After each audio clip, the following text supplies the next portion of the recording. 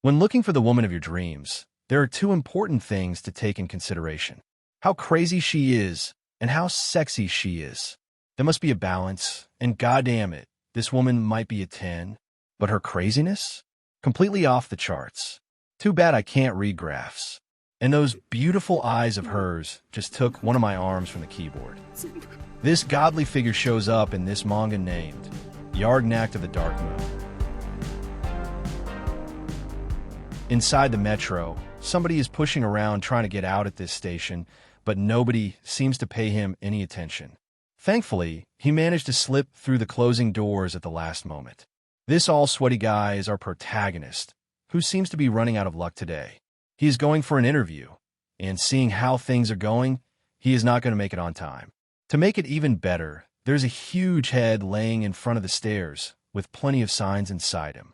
But things should be fine as long as the boy is not looking into the eyes.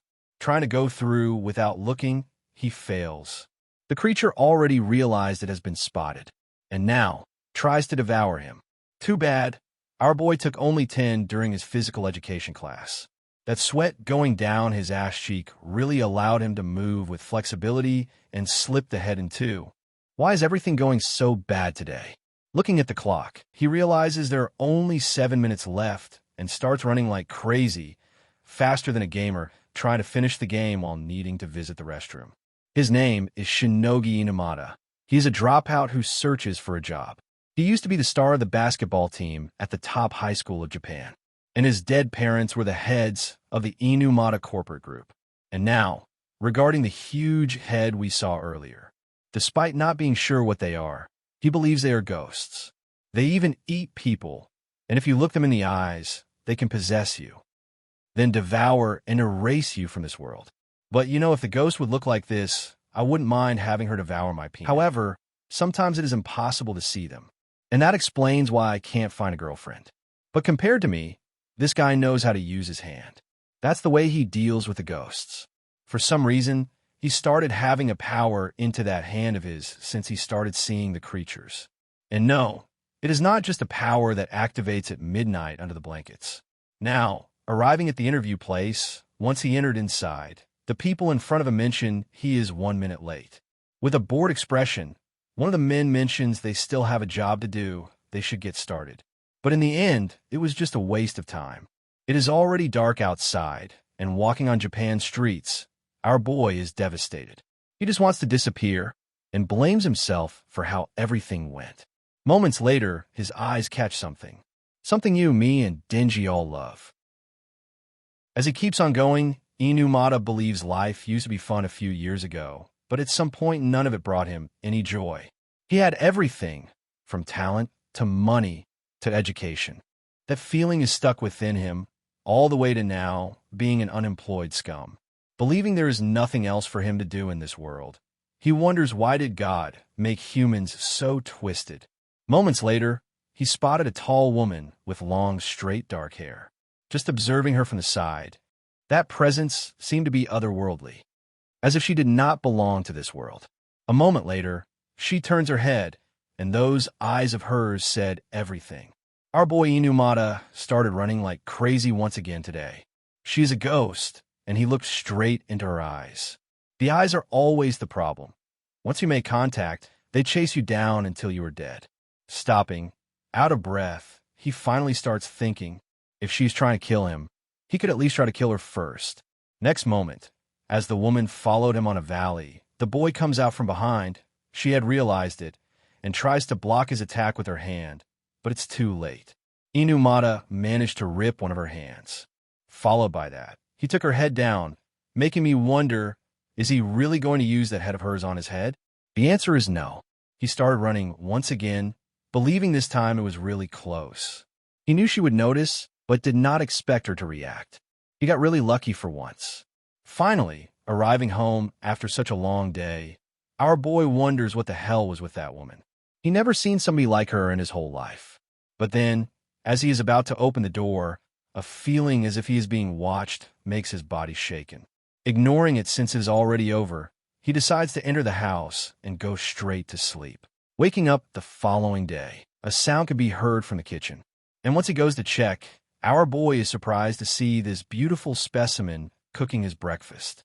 Realizing that is the same person he disassembled last night, his legs are giving up, and he hides quickly behind the wall. But she realized Inumata is awake and goes near him. He quickly jumps away as a frog during mating season, but stuck in a jar. This is going to be the end, for sure.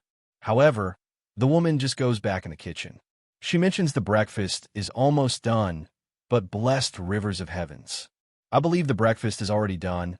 She must be tired carrying those milk jugs around, and my mouth starts moving on its own, making my vocal cords shout mama. Moving on, the woman mentions he must be patient and calls Inumata her soulmate. Apparently, she just threw something together with what he had in the fridge, and now keeps on folding his clothes.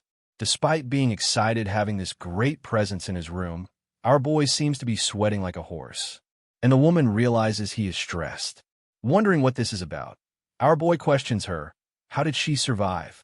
Apparently, she died last night, but came back to life. She is the kind of thing that regenerates and comes back to life if she dies. That's the way her body works. Hearing that, Inumata believes this is not fair, but the woman continues by saying she does not know how he had done that, but he managed to cut off not only her head but her heart as well. That is why it took over half a day to regenerate, and she used almost all her power. Furthermore, she would need an entire month to get back to full strength. Despite Inumata's apology, the woman mentions he should not do that, but on the contrary, he should be proud of the power inside him. The boy starts blushing and wonders if he could put some of his power inside of her as well. And yeah, to tell you the truth, the boy who thought that is actually me. This guy instead slaps himself in the head, blaming himself for being happy a ghost complimented him. Now, as he keeps on eating, Inumata wonders why does she cook for him? Doesn't she hate him at all? Didn't she come here to take revenge? Finally, taking a bite of that food, he mentions it is delicious, making the woman show off a smile while her cheeks are turning red. But this was something she made from the leftovers. There is no more food. But next time she would make lots of it for her soulmate. Hearing the woman keeps on calling him her soulmate, Inumata questions what she means by that last part. And it turns out this woman's kink is a little bit different. The boy killed her. That is why she decided to make him her life partner. He may be able to destroy her kitty as well. Still, this is shocking. How did she come to that conclusion? Hearing him, the woman wonders if he is not able to process it. But Inumata realizes she is talking about marriage. Yet, it is still weird. She should be offended for being killed. Finally, she decides to explain. And to sum it up, Inumata is the only human who ever killed her, and she got curious about him. After all, not even her kind was able to do that. With that being said, she fell in love with his strength. And gosh, what's with those long-ass fingers? If those are our boy's competition, he could just live his life as a herbivore. She wants to keep him for her own as her husband. That's it. She believes he is strong and desires to have him as her husband. Yet, from Inumata's perspective, he is just a weakling. She must be overestimating him. But the boy won't try to push it anymore. He is a man of culture, and since his eyes are working just fine, unearthly creature or whatever, she's extremely hot. Even better, those blessed melons brought from who might know how many universes away, just for him. Who would he be to refuse that? His mind starts filling with dirty thoughts, wondering what sounds this ghost can make. But he decides to take things slow. He should not be controlled by his lower head. Then he questioned what is he supposed to do as her husband. Inumata has seen a lot of man-eating monsters, and he is happy about what she said, but she is one of those special beings as well. He does not know if a weak human like himself, who's not a monster at all, could really satisfy her. In a blink of an eye, his face is split in two. But then, checking it, it was an illusion. Turns out the woman got angry. Her presence changes, and she demands Inumata to kneel before her. Even couples have to show respect. She won't forgive anyone who compares her to those cheap tools. Not even him. He should not even try looking at her right now. While our boy is sweating his life away, the woman mentions she gets it now. He really doesn't know anything. She is finally going to explain it. The creatures he is calling monsters are a divine extermination device created by the Highlands. In other words, beings far beneath her. and comparing them to her is an insult. But that is something they will discuss later. For now, they have another matter. And no, for a second my hands moved away from the keyboard. This woman just decided to show her human-like body that has everything a human body has. Every corner of her body was perfectly replicated. And now, since Inumata knows more about her, they can go further. By becoming her life partner, he is only asked to do one thing. He must become the savior of mankind. At the dawn of time, the world was a garden filled with beautiful creatures, but God got bored of that and decided to create something new in his own image. With that, conscious life was born. Yet, he knew his new creation would eventually destroy each other, but humans turn out to be more resilient than he thought. That is when the Highlands were born, to erase the existence that strayed from his plan. She is one of the 7 apostles. The others are Bridget, the unyielding, the third lady of hell seals, Noah of blissful calamity, Azaka the great saint, Professor Netless, and suicidal Animo. They are the enemies. Even now, those are slaughtering humans. Inumata and her have the power to survive.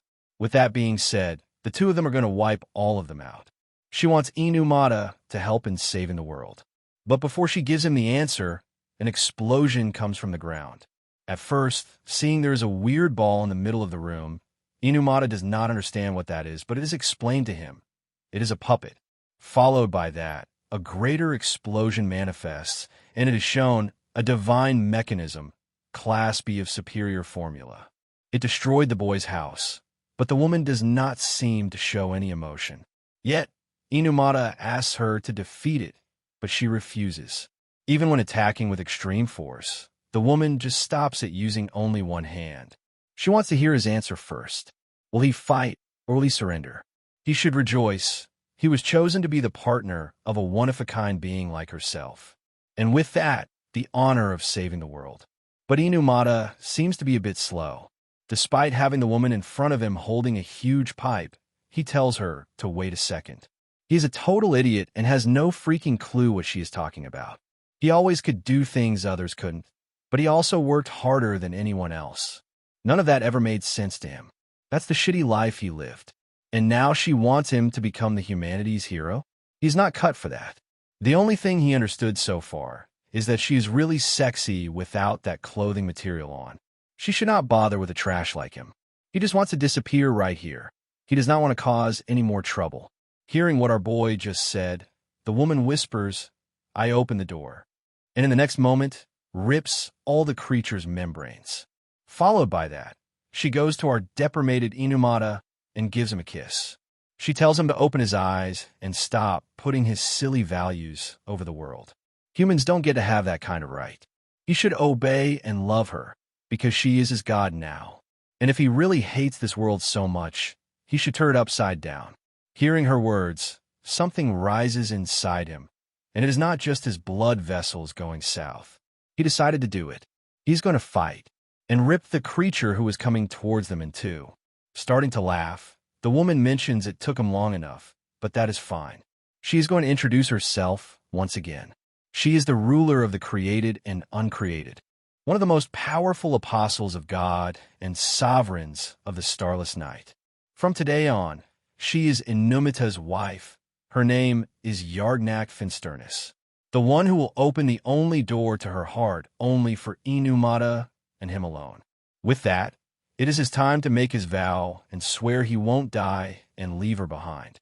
Yet this guy could not read the room. Instead of grabbing his wife and kissing those big, beautiful lips of hers, he mentions he has no job and is practically homeless. But she stops him. Next time something stupid comes out of his mouth, she's going to end him. And God, how much would I like to have her end me? Inside that destroyed building, Inumata wonders what's the deal with the giant creature and finds out it was a giant puppet the others sent when realizing Finsterness got weakened. It was the only thing they could find to confirm she really got weaker. The reason for that is because Inumata killed her. Nobody has ever left her this weak before. Realizing everything is his fault, the boy wonders how much this would cost him. Would the landlord be satisfied if Inumata gives his body as compensation? Despite the boy seeming to have a shitty mood, Finsternus mentions. At first she was dismembered by his own hands, then she fought his enemies for him.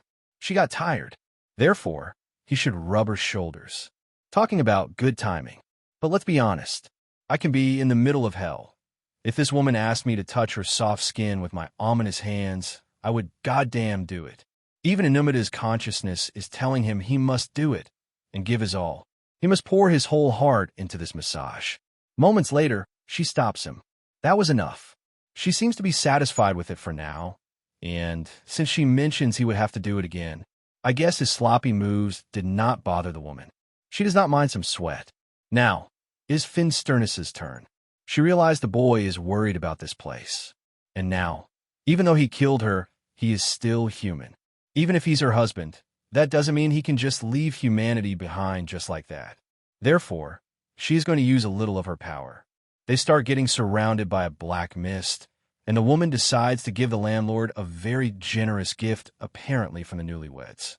Turns out, that building that was on the verge of collapsing before the fight turned into a grandiose apartment building. That woman became a billionaire overnight. But even more, Inumata together with his wife are flying in the sky. That is just the woman jumping with extreme force from one place to another. However, if she keeps jumping like that, he's going to die. After all, he is weaker than herself. Since her husband asked her something, she must respond in some way, and decides to take our boy like a princess in her arms. And believe me, this was the best decision. She even tells him to put his hands around her neck and hold on tight. She does not want him to fall. And oh God, our boy grabbed so hard her melons almost popped out. The softness, he felt there was a feeling he never felt before. It's otherworldly. It's like jumping head-on into the clouds, the sun smiling at you, and rainbows showing you the direction. As they keep moving around, and the boy enjoys his sitting, Finsternus mentions that what she had done earlier to build that house was one of her abilities, the Twilight Gates. She can open these doors to her world where anything she perceives as existing will exist, and anything she considers non-existent will not exist. She obviously has more abilities, but it would be better to show them in battle than explain them. And first things first, she's going to wipe everything out. Hearing her say all this, Inumata is shocked, but still, that fluffy pillow is everything he needs. There is no need for a brainless guy like him to think about that. But they arrived. A freaking huge building that is considered Finsternus's home. This fancy building is all her. Inumata can get comfortable. But as soon as she mentions that, she sends him to the restroom to wash his hands. Turns out this woman does not like having germs around her. While inside the bathroom, the boy ponders over how he figured she might be living in some mansion, but this is on another level. Even his family house was big, but not close to this. But then, something important attracts his attention. This bathroom window is clear glass. And then, his imagination plays Street Fighter, just thinking about the moments he can spend in this bathroom. Moving on, why did she bring him here? He does not have a place to live anymore, and finds himself wondering what he should do now. Right then, Finsternus comes from behind and wonders what he thinks about her house. And shortly after the boy mentions he really likes the bathroom, the woman lets him know he can use it whenever he desires since it's his as well from now on. After another moment of confusion, Inumata realizes the reason for that. He had become the woman's soulmate, and then wonders if he is going to live here. And gosh, his dreams might really become reality.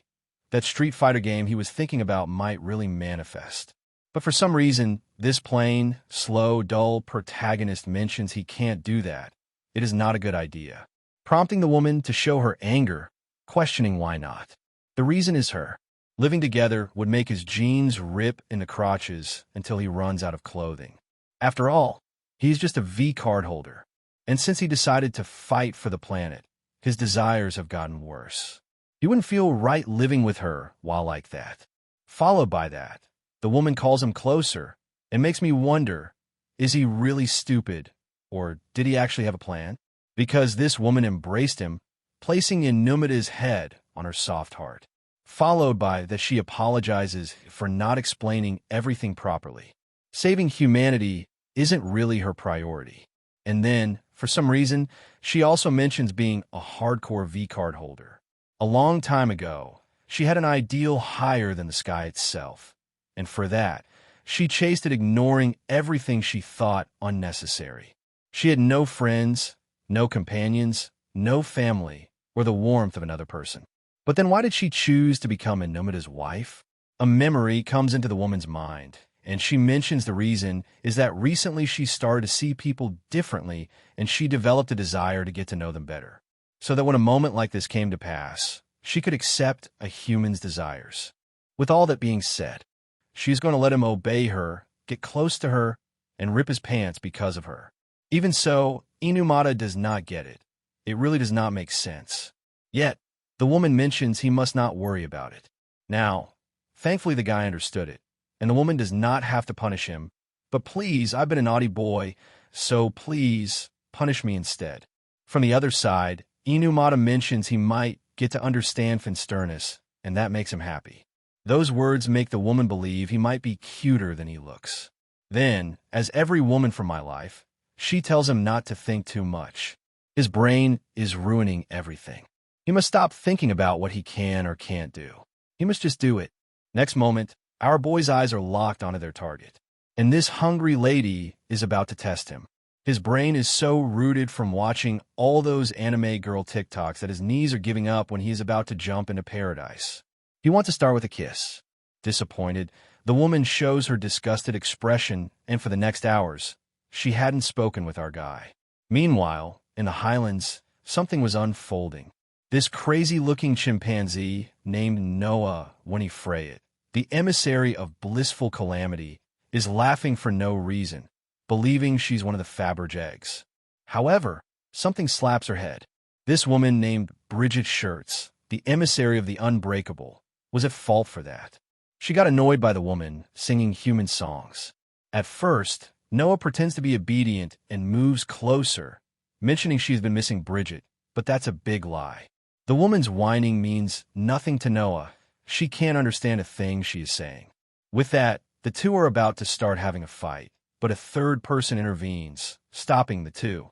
Jesus, the great Saint Azaka Harmony, is the one who intervened. She mentions they should not be hurting each other. But with all honesty, I would very much love to get hurt by her.